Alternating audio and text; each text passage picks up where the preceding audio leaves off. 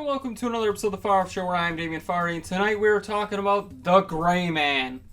And I know what you're thinking, Damien, you're not talking about the MCU? They just announced a bunch of stuff. Well, honestly, I watched The Gray Man.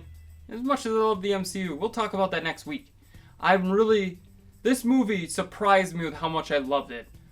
And I don't know what it is. Like, this movie could have been terrible, and it's been reviewing terrible by critics. But I'm not really a critic, I'm just a random guy on the internet. So, that gives me the best clarification, or the best qualifications to talk about this movie.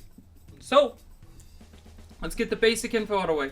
It's directed by Joe and Anthony Russo. Or, directed by Anthony and Joe Russo. Joe and Anthony... I don't know which order they prefer to be.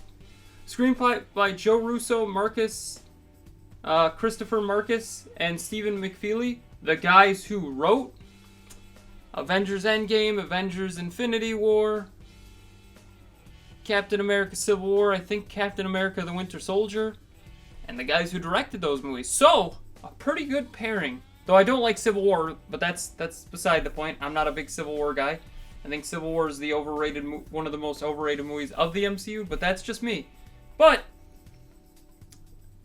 this script honestly could have been bad.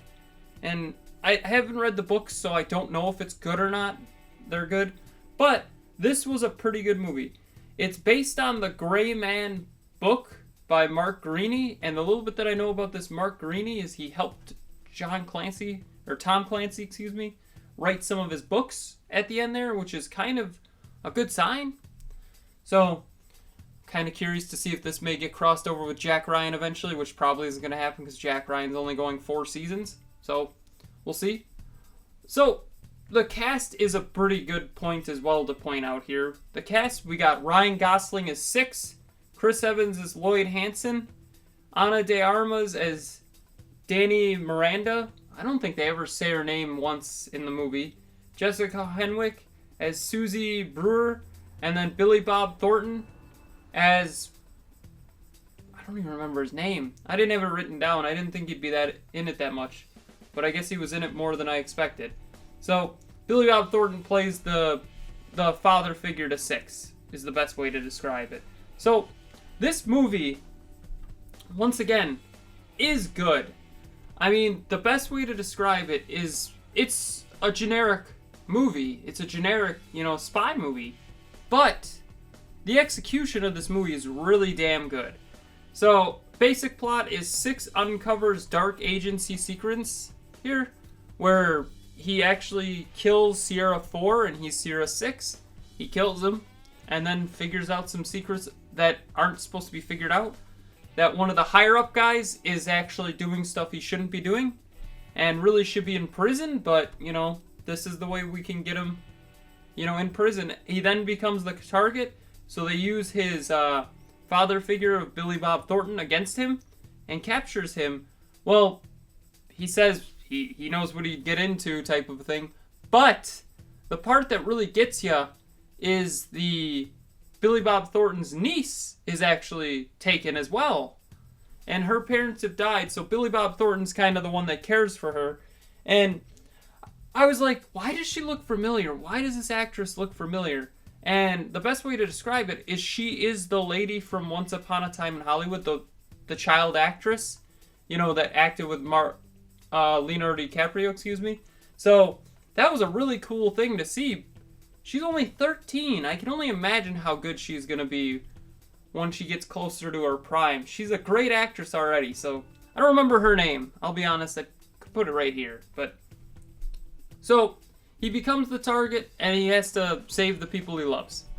It's a pretty generic plot, honestly, but some of the execution, some of the maneuvers, some of the ways they do this is so unique that I just had to give it props. So, one scene, I'm not going to spoil every scene, and it's a generic action movie for the most part, but there's some scenes that are, really good. Like one scene where he's in a trap door.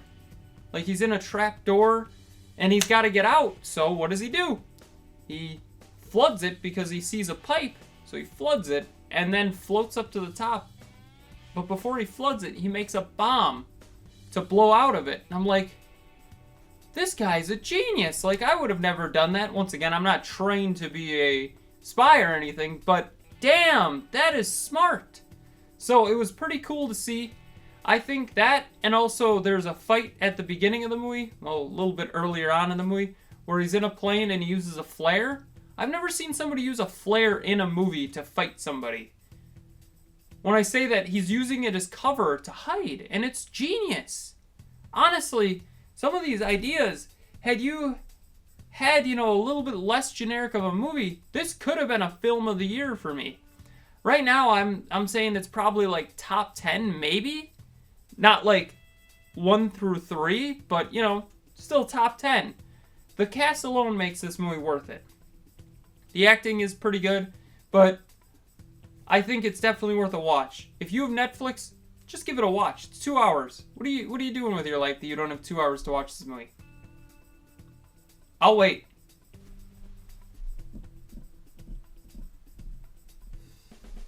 Exactly, you have nothing going on. So, you should definitely give The Gray Man a watch.